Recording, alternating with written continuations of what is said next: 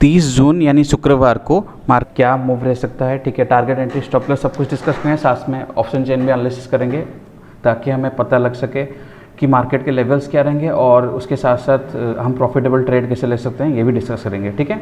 तो bank Nifty का देखिए चार्ट ओपन है और इंटरडे के लिए 15 मिनट का टाइम फ्रेम यूज़ करते हैं, ठीक है। पहले ये देख लेते हैं कि लास्ट टाइम हमने मार्केट कैसे रिएक्ट किया था और हमारा जो एनालिसिस था वो किस तरह से वर्क किया था, ठीक है। तो देखिए पहले यहाँ पे मार्केट ने गैप अप ओपन किया था, ठीक है। एक बार मैं आपको मार्क करके दिखा देता हूँ। मार्केट ने यहाँ पे गैप फील करने के लिए दोबारा यहाँ पे नीचे आया था, ठीक है।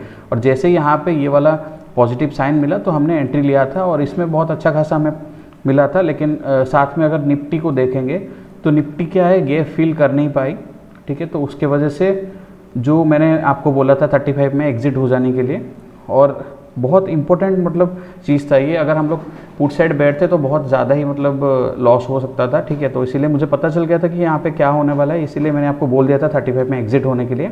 और यहाँ पे देखिए ये वाला जो गैप 90% 80% यही होता है कि जितना भी अगर गैप अप ओपन हो मार्केट या गैप डाउन ओपन हो तो जो बीच का जो गैप रहता है ना वो फील करने के लिए दोबारा वहाँ पे आती है मार्केट, ठीक है। लेकिन यहाँ पे हो नहीं पाया। पहले तो यहाँ का जो ये लास्ट कैंडल था उसका हाई तोड़ दिया था निफ्टी ने, और दूसरी बात बैंक निफ्टी भी नीचे गैप फिल करके ऊपर जाने लगी थी, तो इसलिए हो नहीं पाया। लेकिन ये आपको दोबारा देखने को मिलेगा विद इन आई थिंक ये हफ्ते में, क्योंकि नेक्स्ट जो एक्सपायरी है वो भी शुरू होने वाली है, ठीक है, नया फ्रेश मंथ के लिए। और एक बार स्टडी देख लेते हैं हमने जो भी डिस्कस किया था ग्रुप में। ये देखिए यहाँ पे एक सेकेंड, ये देखिए पहला स्टडी, ये जो लेवल्स है देख लीजिए दोस्तों, ये एक बार मिला के देख लेना, बहुत ही अच्छे से काम किया है जो भी लेवल्स मेरे थे, ठीक है। और साथ में देखिए ये केस स्टडी था, इसको मैं अपडेट करूँगा बाद में, ठीक है।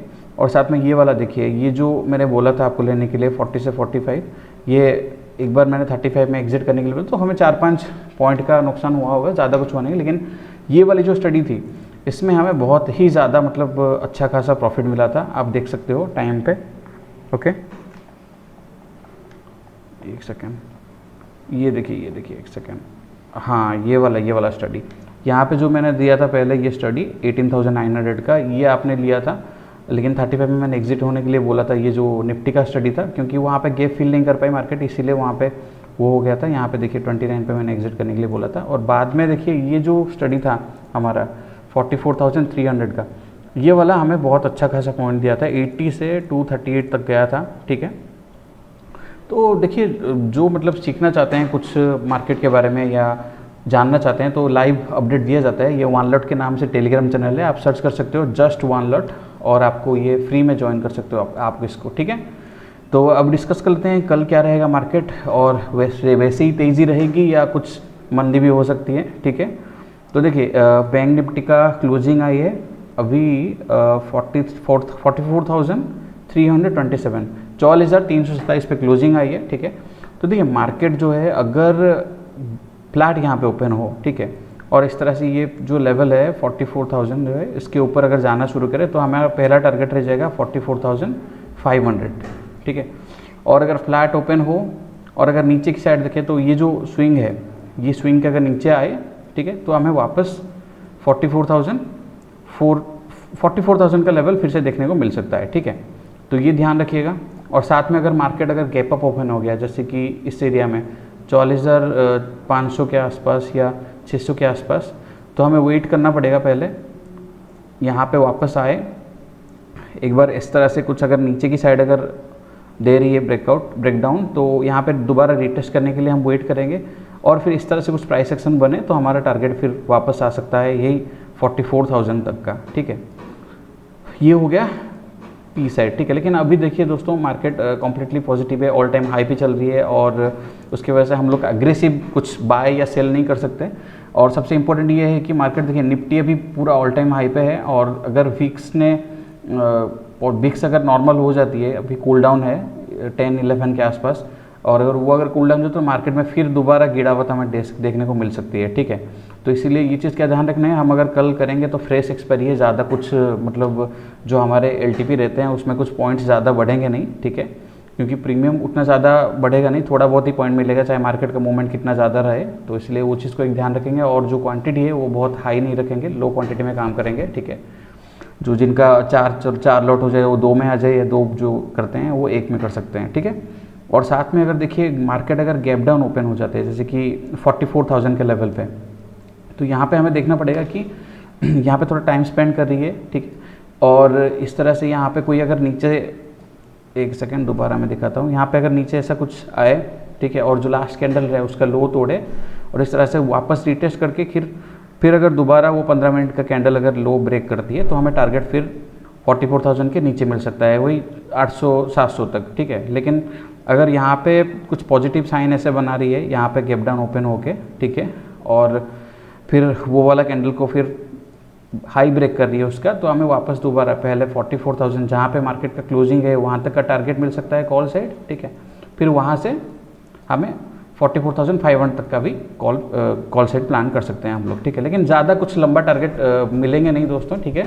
हो सकता है मार्केट 1-2 दिन साइडवेज रहे, क्योंकि देखिए एक्सपायरी भी फ्रेश है और मार्केट ऑलरेडी हाई पे है, ठीक है। तो इसलिए ये चीज़ को ध्यान रखना पड़ेगा। आप एक बार देख लेते हैं निफ्टी का। देखिए यहाँ पे ये जो लेवल से हैं, यहाँ पे सबसे इम्पोर्टेंट सपोर्ट जो है वो 900 है, 18,900। इसको अगर ब्रेक करती है तो फिर दोबारा हमें देखने को मिल सकता है 18,800 के लेवल्स, ठीक है। और ये तो 100% श्योर है कि जैसे कि मार्केट यहाँ पे जो ब्लैंक स्पेस है इसको फिल करने के लिए दोबारा यहाँ पे आ सकती है, ठीक है। अगर गैप डाउन ओपन हो गया यहाँ पे, अगर 18,900 के नीचे गैप डाउन ओपन हो गया, ठीक है, और अगर यहाँ पे टाइम स्पेंड करके के नीचे की जो कैंडल जो है रहेगा 15 मिनट का, उसका अगर लो ब्रेक करती है तो हमें 18,800 तक का टारगेट मिल सकते हैं, ठीक है। और 18,800 के आसपास अगर आई तो फिर ये देखिए ये जो लेवल्स है ये 18,820 18,800 तक का हमें दोबारा देखने को मिल सकता है मौका, ठीक है। और अगर कॉल साइड अगर देखेंगे हम लोग, ठीक है, तो यहाँ पे अगर मार्केट ऐसे फ्लैट ओपन हो इसके आसपास, ये 18,900 या 950-60 के आसपास फ्लैट ओपन हो, ठीक है। और ये जो हमारा हाई है, ये जो स्विंग है, इस स्विंग के ऊपर अगर नीचे निकलती है मार्केट, ठीक है, एक बार मैं आपको डाउन करके दिखा देता हूँ। ये स्विंग के ऊपर अगर मार्केट निकलती है, ठीक है, तो हमें फिर देखने को मिल सकता है 19,100 के आसपास, ठीक है। ऊपर की साइड अगर देखेंगे तो हम लोगों को 19,100 तक का टारगेट मिल सकता है। अगर नीचे की साइड देखेंगे तो अगेन 18,900 का सपोर्ट बहुत स्ट्रांग है। अगर ये वाला सपोर्ट टूटती है तो फिर अगेन 18,800 का प्लान कर सकते हैं हम लोग, ठीक है।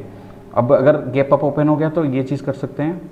और अगर गैप अप ओपन हुई, जैसे यहाँ पे देखिए, एक सेकेंड, यहाँ पे देखिए, जैसे यहाँ पे प्रॉफिट बुकिंग के लिए मार्केट नीचे आई थी, ठीक है, फिर दोबारा ऊपर गई थी, तो इसलिए यहाँ पे प्रॉफिट अगर गैप अप ओपन हो तो थोड़ा बहुत प्रॉफिट बुकिंग के लिए मार्केट नीचे आ सकती है। जैसे कि इस एरिया में हो तो थोड़ा डाउन आ सकती है, लेकिन वहाँ से दोबारा अगर, जैसे कि ये जो हमारा हाई है 19,000 समझ लीजिए, फिर यहाँ पे दोबारा मार्केट वापस आए गैप अप ओपन के बाद और ऐसा कुछ प्राइस एक्शन बने, दोबारा रिटेस्ट हो, तो फिर हमें दोबारा टारगेट मिल सकता है 19,100 तक का, ठीक है। और अगर मार्केट नीचे की साइड अगर देखेंगे तो यहाँ पे फ्लैट ओपन हो और जैसे ही 18,960 के ऊपर निकलती है तो फिर अगेन हमें 18,900 तक का टारगेट मिल सकती है, ठीक है। तो ये चीज़ का ध्यान रखना। अब एक बार ऑप्शन चेन देख लेते हैं ताकि हमें कुछ समझ है। ऑप्शन चेन में देखते हैं डाटा, क्योंकि जो डाटा और वो भी थोड़ा बहुत चेंजेस रहेंगे मॉर्निंग में 10 बजे के बाद।